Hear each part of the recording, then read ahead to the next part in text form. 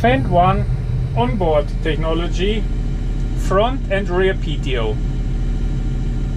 Switch on the front and the rear PTO via the yellow buttons here on the armrest. Important, double click while stand still. While driving, single click is okay. Front PTO is running, you see the yellow sign here. The speed you will see in the dashboard.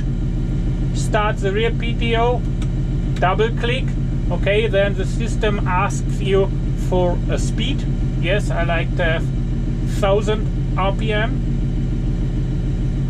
Double click, the PTO starts as well, here the yellow sign. To change the rear PTO speed, stop the PTO, open the rear linkage and rear PTO menu via launchpad, and then we have the possibility to set here 540, double click, start the PTO as well the speed you can read in your dashboard, and with this button here it's possible to switch on the stationary mode.